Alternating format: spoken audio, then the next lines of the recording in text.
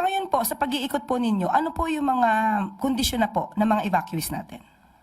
Ang kondisyon po natin, kakatapos lang po ng rounds ni Secretary Ted Herbosa sa Marikina, nagpunta po siya at tutuloy po yan sa mga ibang evacuation centers.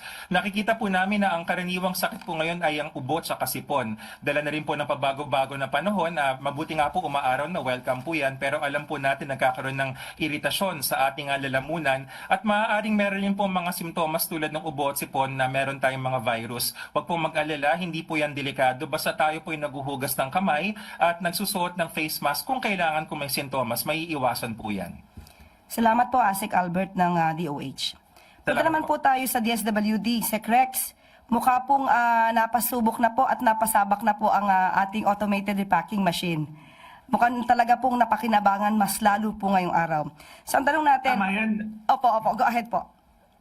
Tama yan, Yusek Claire. Alam nyo, kung dati-rate, nung mano-mano yung repacking natin or semi-automated, nakaka-produce lang kami ng 8 to 10,000. Ngayon, na-doble natin yung capacity natin all the way to 20,000.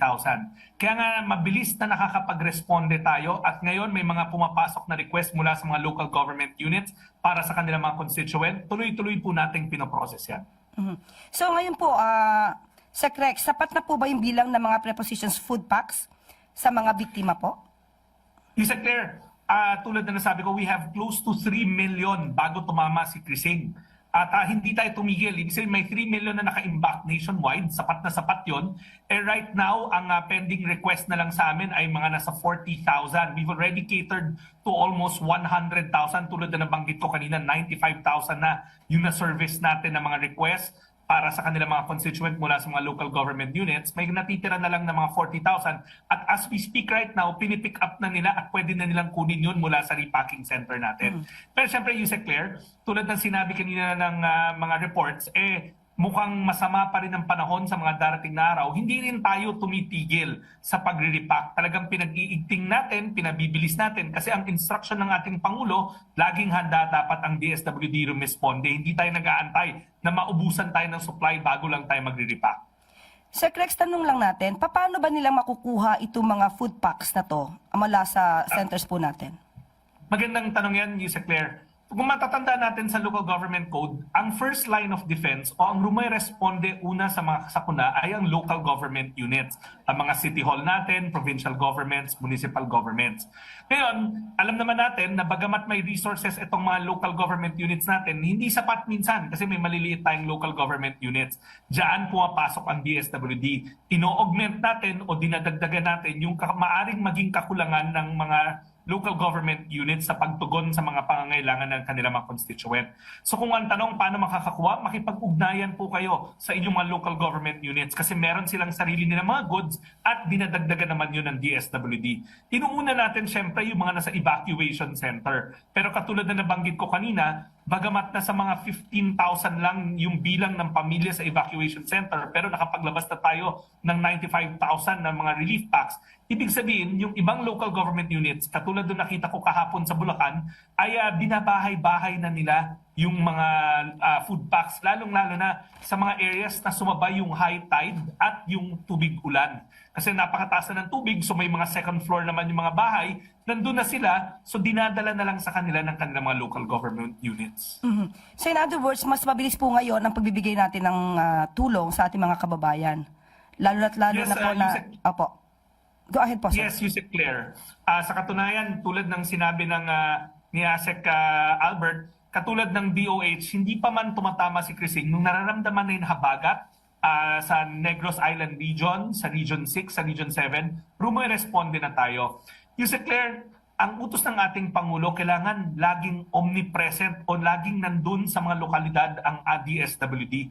So marami tayong warehouses nationwide, kulang-kulang 1,000 yan. So yung 3 million na family food packs na napaulat last Friday, hindi yan natatagpuan sa 1 o 2 lugar lang. Nakakalat yan sa 1,000 warehouses hanggang sa pinakaliblib na mga pook sa ating bansa. Meron tayong mga warehouses sa pagtulungan sa mga local government units. Ang tawag nga sa programa na yan, ng programa ng ating Pangulo, ay buong bansa handa. Nakahanda tayo every day, 365 days a year. Hindi tayo nagre-repack lang kung nandiyan na yung bagyo. Maliban po ba sa food packs, ano pa po ba yung maaaring ibigay ng DSWD para sa mga nasalanta ng bagyo at nabaha po? Sa mga evacuation center natin, sinasabayan natin yung food packs ng sleeping kits. Kasi alam naman natin, doon sila mamamalagi. So kailangan mas paano komportable sila. Nandun rin yung hygiene packs natin. Kasi alam naman natin na nabasa yung kanilang mga gamit. So yung mga susuot nila na sa araw na yon. At may cooking kits rin tayo na ibinibigay kasi may mga community kitchen na sineset up sa mga evacuation center. Pero bukod dyan, Yusek Claire, meron dalawang innovation na sinimulan lamang nitong administrasyon ng ating Pangulo Ferdinand R. Marcos Jr. Una, may binibigay na rin tayo yung ready-to-eat box natin. Anong ibig sabihin? Kasi 'di ba, pagkalikas sa kanila, syempre pagdating sa evacuation center, kadalasan hindi pa nasa-set up yung community kitchen. So importante na may kain kaagad ang pamilya. So doon sa ready-to-eat box, pag binuksan mo, nandun na yung mga high-protein cookies, yung mga luto na pagkain na easy-to-open cans at meron na doon mga kubyerto sa loob ng ready-to-eat box. So habang sineset up ang kitchen, may nakakain na yung pamilya. Pero bukod pa dyan, meron din tayong water purifying or filtration na mga mekanismo. Yan yung nakita nyo, ininuman namin ni President Marcos nung isang araw, nung Friday. Napaulat na uminom kami galing sa isang balde na may filter. Tama yon. Etong produkto na to naman, binibigay natin sa mga evacuation center na may kakulangan sa tubig. Self-filtration na siya kahit na galing sa tubig ulan, kahit galing sa tubig sa gutter, katulad nung ininom namin ni Presidente nung isang araw, galing sa rainwater gutter yon, na-filtrate niya at makakainom. Actually, yung produkto na yan, matagal na sa merkado yan, ginagamit yan sa iba't ibang bansa, ngayon lang na-introduce sa ating bansa on a large scale. At para sa kapanatagan ng loob ng lahat, yung tubig na yon, lagi namin pinapatest rin sa DOH, sa FDA, para masigurado na malinis at kaaya-aya yung tubig na iniinom. Pero ang Pangulo na natin mismo ang uminom last Friday mula doon sa water filtration system na yon. Napakaganda malita niyan, Sec Rex. Pero ngayon, since tayo po talaga ay nagpapamigay ng mga ayuda sa mga kababayan natin na nasalanta ng bagyo at baha, baka po meron po kayong mensahe sa mga LGU officials natin patungkol po sa pagbibigay ng mga ayudang ito. Kasi baka po yung iba ay nagagamit pa sa pamumulitika. Sa ating mga local government units, galing ako sa hanay nyo. Mataas ang aking pananalig na alam natin na ang prioridad natin ay ang tapakanan ng ating mga kababayan. Naniniwala ako na sa pakipagtulungan sa inyo, mabilis na makakarating ang ating mga relief pack para sa lahat ng mga nangangailangan. Sa DSWD, wala kaming pinipili dahil bawat buhay mahalaga at nananalig kami na ganoon rin ang opinion nyo, ganoon rin ang inyong pananaw. Sa ganitong mga panahon, ang bawat buhay mahalaga, walang pinipili, lahat tinutulungan at ang DSWD handang umagapay sa mga pangangailangan ng inyong mga constituent. Magsabi lang kayo sa amin. Sa mga kababayan po natin, ano naman po yung mabibigay nyo assurance para sa kanilang ikagiginhawa kahit po nasasalanta sila ng bagyo at baha? Sa ating mga kababayan, tulad ng sinabi ng ating ni Asek Rafi ng OCD, una, makinig ho tayo sa ating mga local officials. Pag sinabing kailangan natin lumikas, kailangan natin mag-preemptive evacuation. Importante yon. Alam ko na sa isipan nyo, medyo magiging hindi tayo komportable sa loob ng mga evacuation center. Tama naman yon. Pero sisiguraduhin ng DSWD na makikipagtulungan kami sa inyong mga lokal na pamahalaan para masigurado na ang inyong mga pangangailangan sa loob ng evacuation center ay nagagampanan. Pagkain, tutulugan, mga gamit pang luto or mga hygiene kits. Sa ating mga kababayan, importante na sumunod tayo sa ating mga lokal na pamahalaan at ina-assure kayo ng DSWD na ang inyong pamahalang nasyonal ay nakatutok para sa inyong mga pangangailangan. Ang instruksyon ng ating Pangulo, ang utos ng ating Pangulo. Sa ganito mga panahon, walang pamilyang apektado ang hindi nakakakain ng maayos dahil bawat buhay mahalaga. Maraming salamat, Sec Rex. And punta po tayo sa NIA kay Deputy Administrator Josephine Salazar. Ma'am Josephine, okay, sa pag-release po ng tubig mula sa dam, tanong natin, paano po ba naaabisuhan ng ating mga kababayan na sila'y maaapektuhan sa pag-release ng tubig ng dam?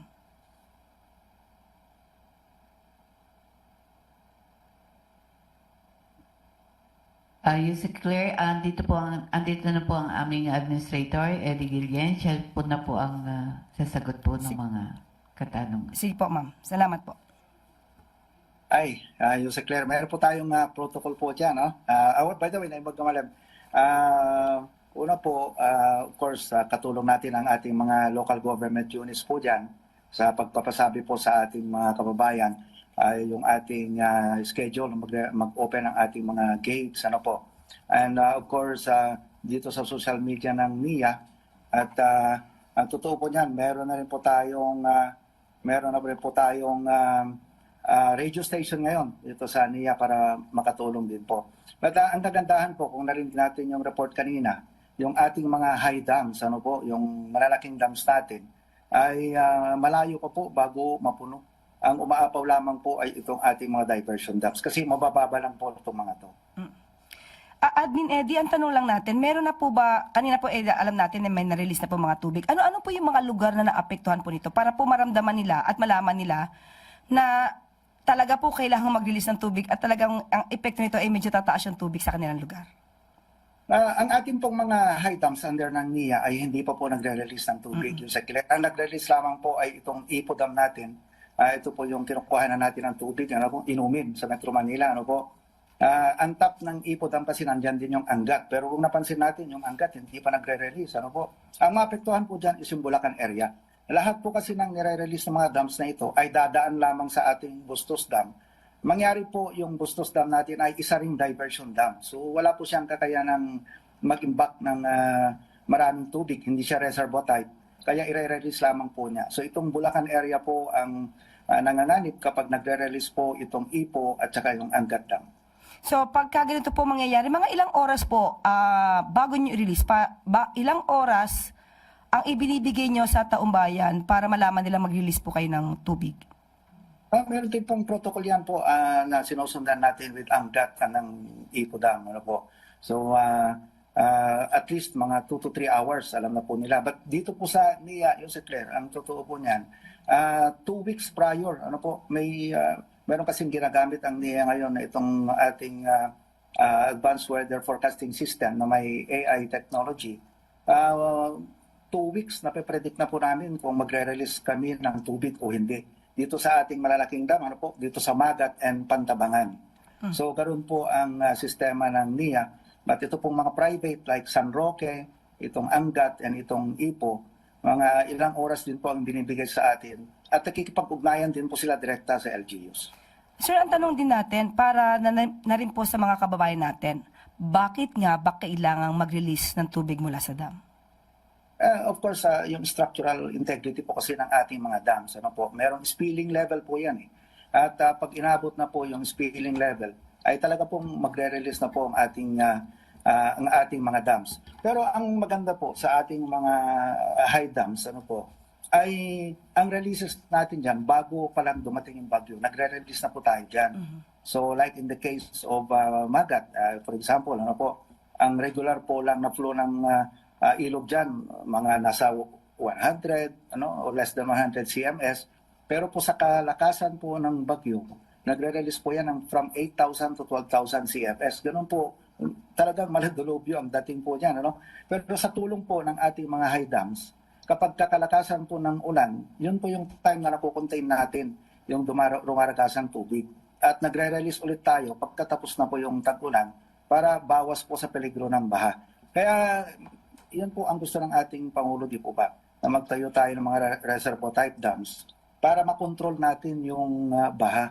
May kasabihan po tayo, Jose Claire, anything that you cannot control, you cannot manage. So ang best flood control project talaga is yung ating mga high dams para ma-manage natin yung tubig ba at of course yung irrigation natin.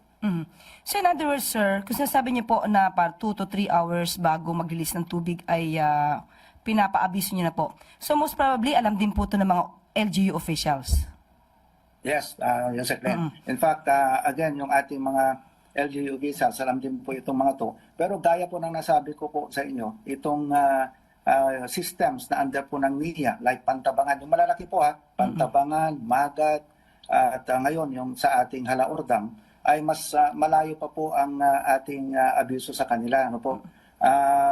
Ang pinaka-maiksi po na abiso natin sa kanila, around mga 4 days to 1 week. Ganun po tayo kasigurado sa ating forecasting system sa NIA.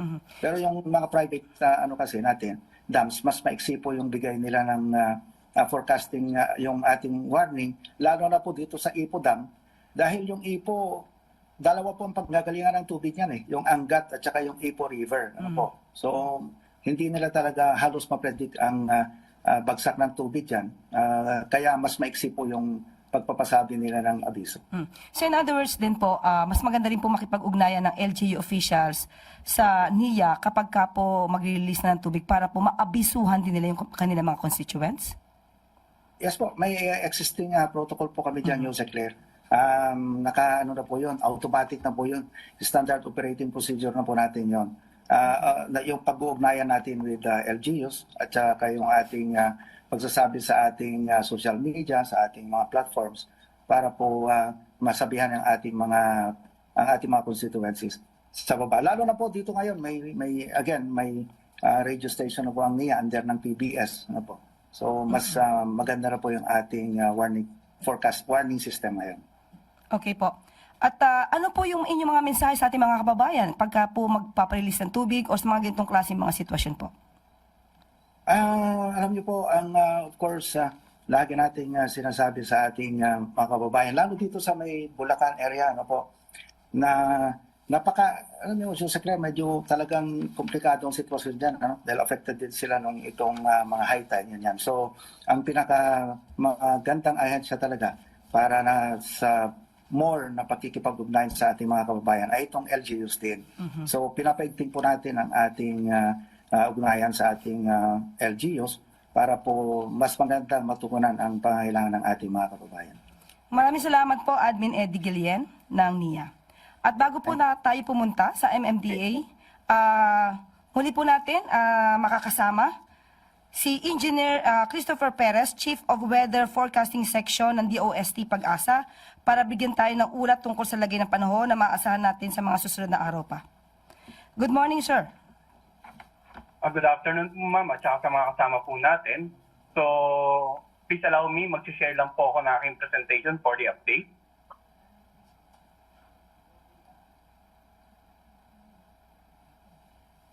So, para po sa kaalaman nating mga kababayan, ay patuloy po tayo nagmo-monitor, hindi lamang sa Bagat, kundi maging sa dalawang low pressure na may potential ngang maging bagyo this week. So, unahin po muna natin yung monitoring ng ating weather system. So makikita po natin sa ating image na may actually tatlong weather system or low pressure na binabantayan ng Pag-asa. Yung isa po nasa labas ng ating area of responsibility sa laing 2,850 kilometers silangan ng Eastern Visayas, habang yung dalawa sa PAR, unahin po natin yung mas malapit. Nasa laing 225 kilometers east-southeast ng Basco, Batanes, samantala ito naman pong isa ay nasa laing 1,140 kilometers east of Central Luzon. Ngayon, kung makikita po natin sa ating legend, ito pong mas malayo ay mas mataas ang potensyal na maging bagyo within the 24-hour period. Ito namang orange ay posibleng maging bagyo beyond the 24-hour period. Kumbaga, ang priority natin na talagang mas malaking chance ay itong pula. Kaya pinapayagan po natin lang lahat na mag-monitor sa mga posibleng tropical cyclone bulletin na ipapalabas ng Pag-asa, either mamayang alas 5 ng hapon or mamayang alas 11 ng gabi or bukas ng madaling araw. So itong dalawang weather system na ito, kung mapapansin natin, may ulap pa rin tayo na enhance habagat. Yan po yung dahilan kung kaya malayo na yung nakaraang bagyo pero meron pa rin tayong habagat episode dahil patuloy ng pinag-iibayaw nitong dalawang potential na tropical cyclone. Ngayon, dahil nga sa mga pag-ulan na naranasan natin sa Metro Manila, kaninang alas 11 ng umaga, may nakataas tayong orange rainfall warning dito sa lalawigan ng Zambales, Bataan, Bulacan, Pampanga, Metro Manila, Cavite, Batangas at Rizal. Samantala, yellow rainfall warning naman sa Tarlac, Nueva Ecija at Laguna. Pag may orange na rainfall warning po tayo, ibig sabihin, nandiyan pa rin yung pagbanta ng mga pagbaha. No? Dahil nakikita naman po natin during the past few days talagang matinding pag-ulan. May mga baging kakalsadaan pa rin po tayo, hindi lamang dito sa Metro Manila, kundi maging sa mga karatig lalawigan na binabaha pa rin at patuloy pa rin posibleng bain ng mga pag-ulan nga na sa mga susunod na oras at araw dahil nga sa inaasahan nating patuloy na pag-ira ng habagat. Samantala dito naman sa inisyo ng Visayas PRSD or Pag-asa Regional Services Division, we have yung flooding is possible dito nga sa may Occidental Mindoro. Samantala may mga pag-ulan dito sa Palawan at ilang bahagi nga ng Iloilo, Guimaras, Capiz, Aklan, and Antique. Sa may bandang Northern Luzon naman, meron tayong nakataas na yellow rainfall warning sa mga lalawigan sa ilang bayan ng Pangasinan.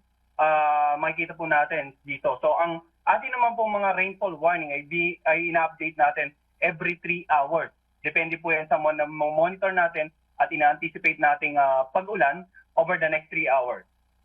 So para po sa karagdagang information with regards to the localized rainfall warning, ay nandito po ang QR code ng ating iba't ibang Regional Services Division. Dahil para po sa kalaman ng lahat, yung localized rainfall at thunderstorm advisory ay inisyu po ng ating mga Pag-asa Regional Services Division.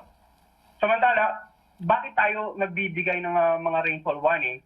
Pinakikita ko naman po dito yung mga naging pag-ulan during the last 3 days. At makikita po natin, simula po ng July 19 hanggang July 21, makikita nga natin halos ang naging concentration ng paulan ay sa nakararaming bahagi po ng Luzon. In particular, over the western sections of Luzon and parts of Visayas and Mindanao, makikita natin. Pero yung pattern, yung mas maraming paulan, makikita po natin common with the 3-day observation ay halos nasa western section ng Luzon.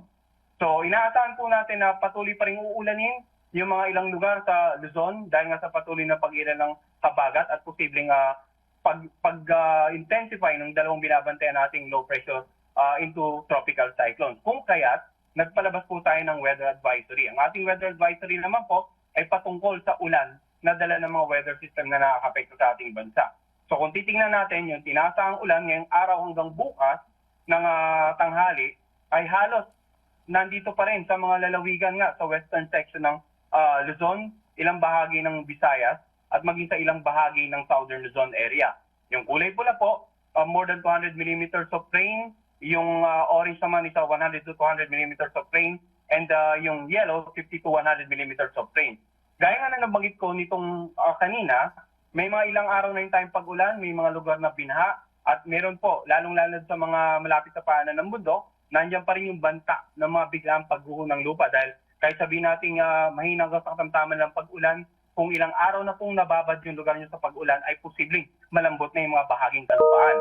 Samantala, pagdating naman ng bukas ng makapananghali hanggang sa darating na Huwebes ng makapananghali, makikita pa rin natin yung rainfall pattern ay halos karaniwan nandun pa rin sa mga lugar na sa kasalukuyan nga ay naapektuhan pa rin ng habagat.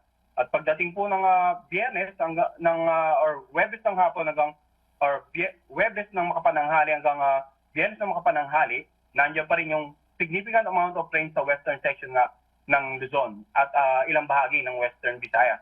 Kaya patuloy pa rin po yung paalala natin, no? Bagamat wala na tayong bagyo, nandiyan pa rin yung pinag-ibayang habagat at yung dalawang low pressure, posibleng maging bagyo na siyang magpapaibayo pa muli ng habagat sa susunod na 2 hanggang 3 araw. We're expecting cloudy skies, scattered monsoon rains over most parts of Luzon, over the western section hanggang darating na Biyernes. Yes, sir. Samantala in terms of pagmamonitor naman po natin ng ating mga water reservoirs, dito sa Angat, during the last 24 hours, nagkaroon tayo ng pagtaas ng level ng tubig at wala naman pong sa ngayong gate na nakabukas. Pero itong may bandang lamesa, no? Kasi spillover lang po ito. So every time na talagang aapaw yung tubig ay automatic na bubuhos lang siya or mag-spillover. Ipodam naman po ay nagkaroon din ng or bahagyang bumaba. Actually, makikita natin. From 100.54 meters, naging 100.28 na lamang. Sa iba pang water reservoirs na binabantayan natin, mapapansin po natin na may mga bumaba, bahagyang bumaba, gaya po ng Ambuklao, Binga, at meron namang mga tumaas gaya po ng San Roque at Pantabangan. Same as with the Magat Dam, tumaas po ng bahagya at itong sa may bandang Kaliraya. Samantala, yun nga po yung paalala natin, no? Posible po tayong magpalabas ng update regarding the low pressure, kung magiging bagyo ito, either ngayong hapon or mamayang gabi, kaya antabayanan po natin lahat yung update na yan at yung patuloy nating monitoring nga sa ulan na dala ng umiiral na habagat. Yan po muna latest dito sa Pag-asa Forecasting Center po. Yes, Engineer Christopher, tanong natin, at ano po ba yung maipapayo nyo sa ating mga kababayan na patuloy pa rin po ang pag-ulan at meron nga po tayong inaantabayanan na low pressure, dalawang low pressure po? Well, gaya nga po ng nabanggit ko, ma'am, babalikan natin the last 3 days talagang matitinding pag-ulan ang naranasan sa mga lalawigan ng Luzon. Karaniwan yung mga nasa kanlurang bahagi, including Metro Manila po yan. At dito nga pinakikita natin na over the next 3 days, posibleng almost the same area ang posible pa rin makaranas ng pag-ulan. Kaya hanggat maaari po ay maging alerto sa mga posibleng pagbaha, lalong-lalo sa mga nakatira sa mababang lugar, yung pag-apaw ng ilog, yung mga coastal communities sa paligid po na or sa gilid ng ilog, as much as possible, makipag-ugnayan sa kanilang local government at local disaster risk reduction managing officers para sa patuloy na disaster preparedness and mitigation measures. At yung mga kababayan po natin na malapit po sa paanan ng bundok, ganun din po makipag-ugnayan sa kanilang local government, lalong-lalo kung ilang araw nang umuulan sa inyong lugar. Bagamat baka wala pa kayong nararanasan na pagguho ng lupa, pero sa mga susunod na araw ay uulan pa po, kaya maging alerto pa rin po sa mga posibleng pagguho ng lupa. At yun nga po, yung paalala rin natin na may binabantayan din po tayong low pressure na posibleng maging bagyo. Antabayanan din po ng ating mga kababayan yung latest news, weather update na mula po sa Pag-asa. Maraming salamat, Engineer Christopher. Balik po muna tayo kay ASEC Rafi, OCD. May tanong po mula kay Pia Gutierrez ng ABS-CBN. Ano po ba ang maaari nating contingency measures in case ng inclement weather during the SONA? Opo, of course, we will depend on the protocol ng Congress po if they will suspend yung SONA. But kami po, with our NCR, we are closely coordinating with the PNP po na magkaroon tayo ng orderly conduct ng flow ng pupunta sa SONA. So kami po, ang mga areas na surrounding Congress ay hinahanda pa rin natin in case na magkaroon ng hindi magandang weather. So, in the event po na mag-suspend naman or magkaroon ng suspension ng work or classes, tuloy-tuloy pa rin naman ng ating mga emergency responders na naka-standby in case na kailangan ng assistance during the SONA po. Salamat po, ASEC Rafi. Okay, punta na po tayo kay MMDA Chair Don Artes. Sir, ang tanong, ito po ay tanong mula kay Let Narciso ng DZRH. Paano po yung NCAP sa ganitong sitwasyon? May areas po ba na may baha, obstruction, hindi kita yung mga signages at may mga sirang ilaw po kung sakasakali? Una-una po, Yusek Claire, during mga ganito pong panahon, although hindi namin sinususpend yung NCAP, pero may manual validation po tayo. So, halos lahat po ng possible violations ay ini-invalidate naman po natin. Lalong-lalo na po yung sa may mga bahang portions na hindi natin nakikita yung signages. Definitely, wala pong huli na mangyayari. Siyempre po, iba na po yung situation. Like kanina, may aksidente po. Nakita-kita naman po sa CCTV na napaka-reckless ng pagkakamaneho noong pong na-aksidenteng vehicle at may isa pa pong na-aksidente. So case-to-case basis yan, pero generally, pag ganito pong panahon, halos suspended po ang NCAP implementation po na. Pati po ba yung number coding, Yes po, Chair? declare po tayo, Yusek Claire, kahapon pa na suspended po yung number coding. Salamat po. Ang tanong po pala na yan ay galing kay Rich Bon ng Tribune. At ito po yung kay Let Narciso Reyes. Nirereklamo ng Manila LGU ang mga sirang pumping stations. Kaya daw mabilis tumaas ang tubig at medyo mabagal ang pag-subside ng tubig. So, nakita niyo po ba, Chair Don Artes, kung saan hindi gumagana yung mga pumping stations dito sa Manila? Well, yung pong particular na inireklamo po ni o nabanggit ni Mayor Isko Moreno na pumping station po na hindi gumagana ay yung pong sa Sunog Apog na pumping station na kasalukuyan po ay nire-repair ng DPWH. Hindi pa po yan na i-turn over sa amin dahil po ginagawa nga po or nire-repair or nire-rehab ng DPWH. So, yan po yung kanya pong binabanggit. So, ipa-follow po natin yung status po ng pagre-rehab niyan para po magamit kaagad. Dahil tama po siya, yan po yung salubong doon sa tubig na nanggagaling Quezon City, pababa po ng Espanya through the Blumentritt drainage system. At yan po supposedly yung magpapump ng tubig palabas po para po hindi na umabot dito po sa Espanya area. So, follow up po natin yan, Yusek Claire, para po matapos kaagad. At alamin po natin yung status ng rehab sa DPWH po. Apo, baka po meron din po kayong update kasi alam ko po ginagawa din po yung pumping station sa Navotas. Ito po ba ay meron po kayong update? Yes po. Yung navigational gate, yan din po ay kinukumpuni ng contractor po ng DPWH. Originally, ang target po niya July 8, pero nakitaan po ng micro cracks yung link arm po. Yun po yung mechanism na nag-aangat itong floodgate para maisara o mabuksan po siya.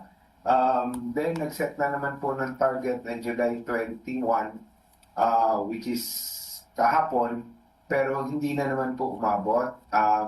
I-follow up lang po namin sa contractor para po matapos kaagad dahil kailangan po yan dahil pag hindi po siya gumagana, nakakapasok po yung tubig sa Malabon at sa Navotas during high tide.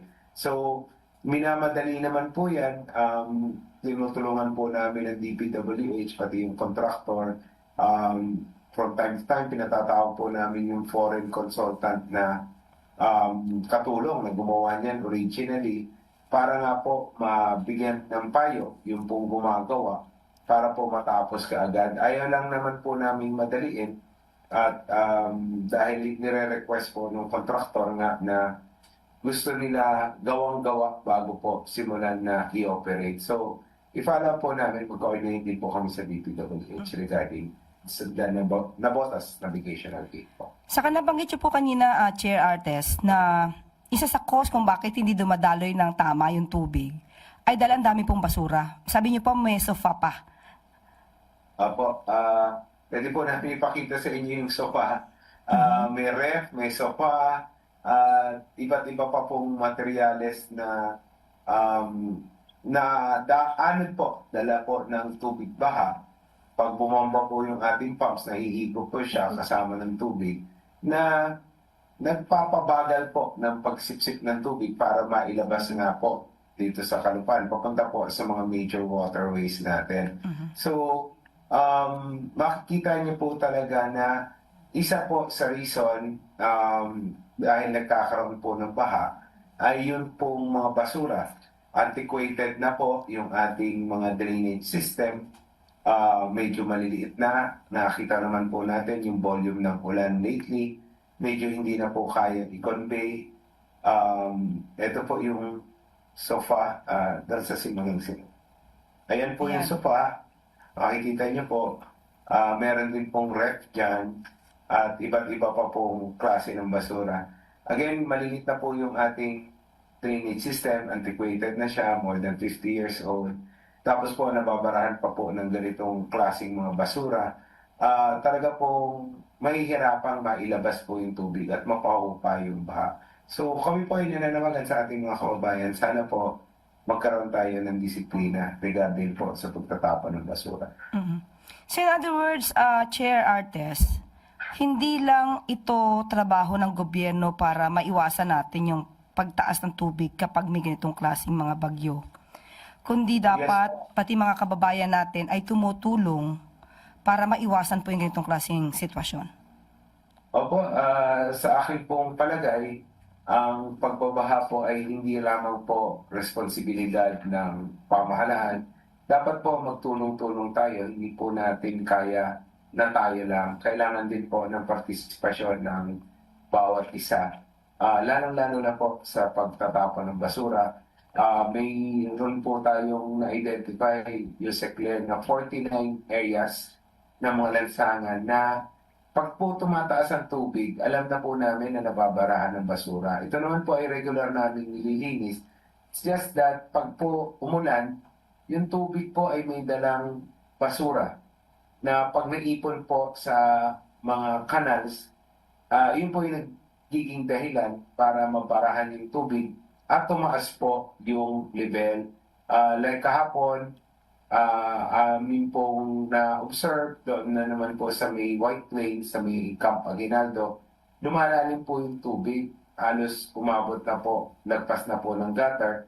ang ginawa po ng ating mga tauhan, dahil may mga naka-assign na doon, ay sinundot yung kanal, hinango yung mga basura, at kagad po nawala po yung tubig sa lansangan. So, doon po natin makikita na kung wala po yung basura, hindi na po dapat nagkaroon ng baha doon sa lugar. Again, 49 areas po yung na-identify natin na ganito, na may naka-assign po tayong tao, 2 shifts, para lang po abangan yung basura at maalis para hindi po tumaas ang tubig.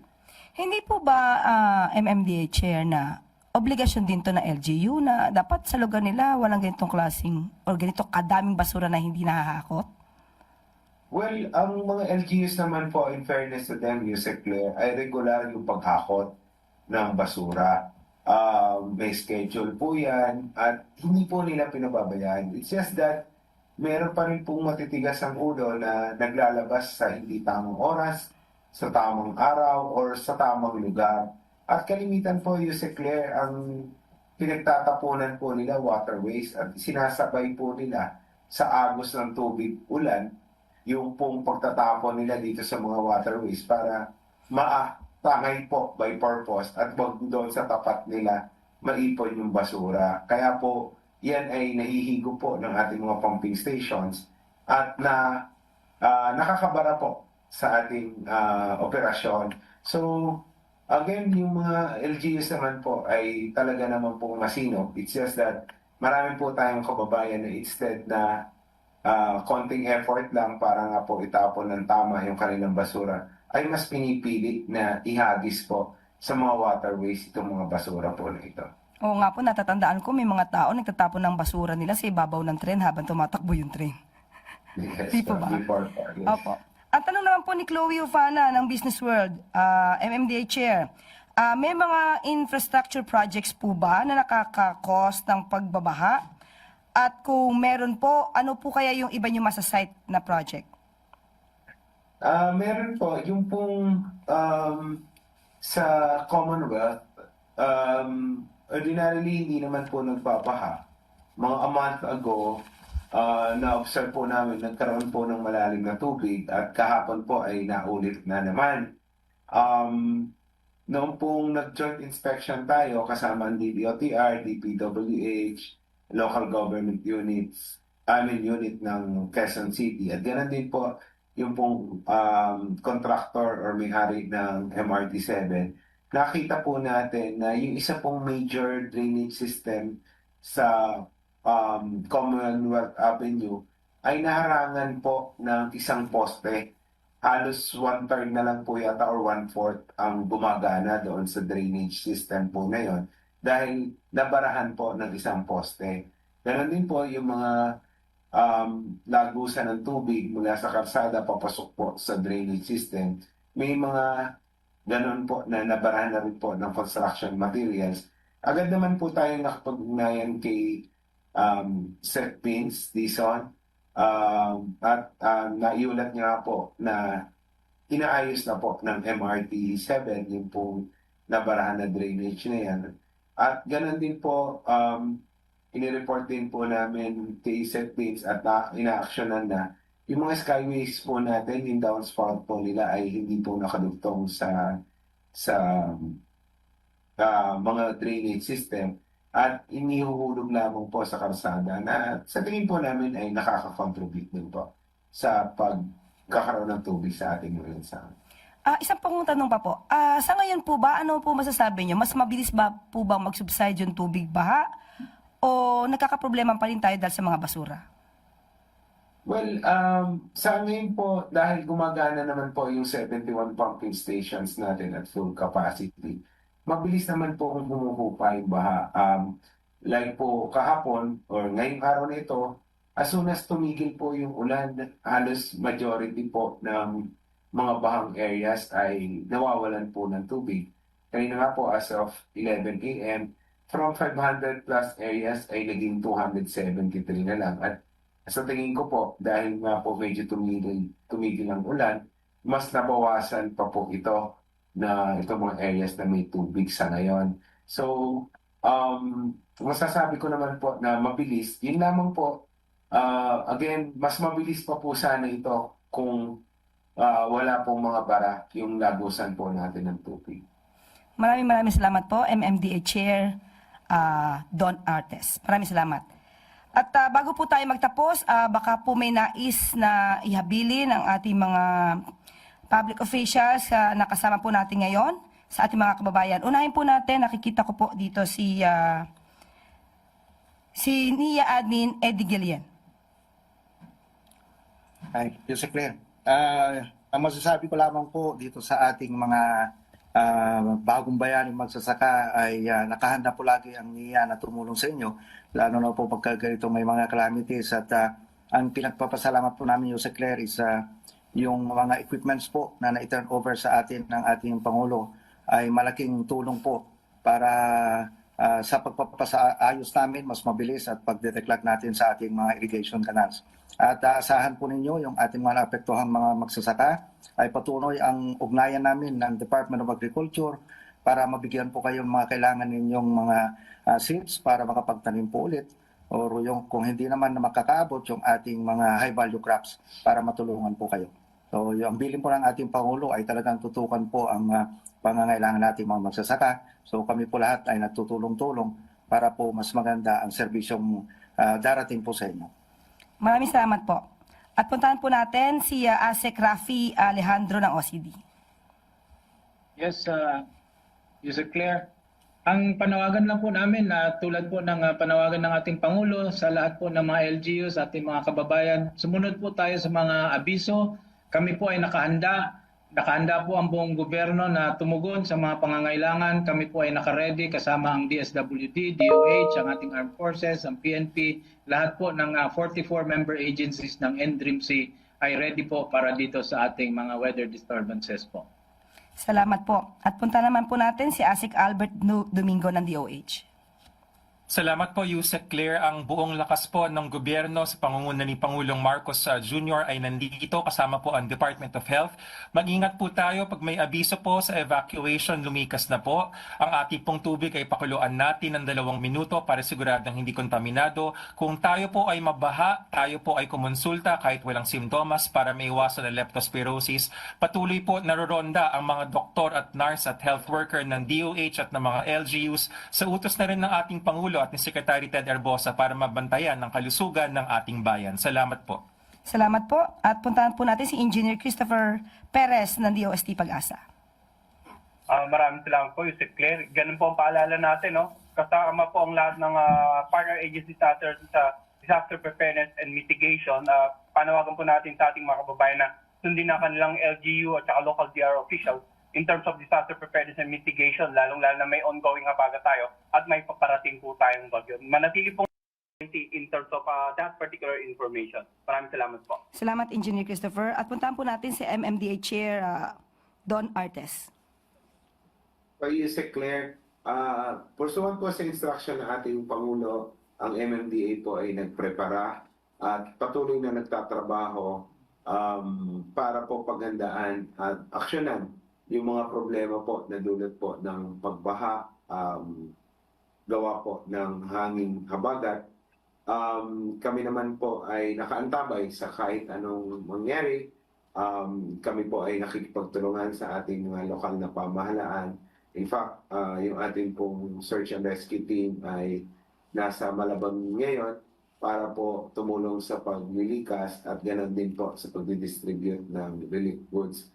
So kami po ay nakahanda sa anuman pong posibleng mangyari at asahan po ninyo na ang inyong MMDA ay nandito po para umagapay po sa lahat po na nangangailangan.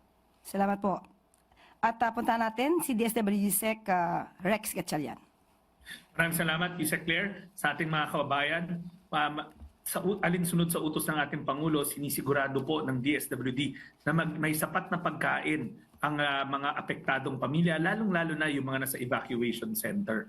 Huwag ho kayong mag-alala, meron ho tayong naka-preposition na 3 milyon na family food packs sa 1,000 na warehouse at malalapit yung mga warehouse sa inyo. Huwag ho kayong mag-alala, handang-handa ho ang DSWD sa utos ng ating Pangulo na tumugon sa inyong mga pangangailangan sa mga darating na araw kung maapektuhan tayo nito mga sunod-sunod na habagat. Maraming salamat, Sec Rex. At muli, maraming salamat sa mga nakasama po natin dito sa press briefing. Isang panawagan mula kay Pangulong Marcos Jr. sa lahat ng ahensya ng pamahalaan. Gawin niyo ang lahat ng inyong makakaya upang pagsilbihan ang mamamayang Pilipino. Bilang mga kawani ng gobyerno, kayo ay may responsibilidad na dapat isapuso at gampanan. Ngayon ang panahon upang ipamalas sa sambayanan kung bakit kayo tinaguriang public servants. Magkaisa at magkabayanihan tayo para tiyakin na ligtas at nasa maayos ang kalagayan ng ating mga kapwa Pilipino. Para naman sa ating mga kababayan, hindi po kayo nag-iisa. Nasaan man kayo ay darating po ang tulong dahil patuloy ang koordinasyon at unified response mula sa mga ahensya ng gobyerno. Sa gabay ng may kapal, naway manatiling ligtas ang lahat sa kabila ng masamang panahon na ating nararanasan. At dito na po nagtatapos ang ating briefing. Magandang araw para sa matatag at nagkakaisang bagong Pilipinas.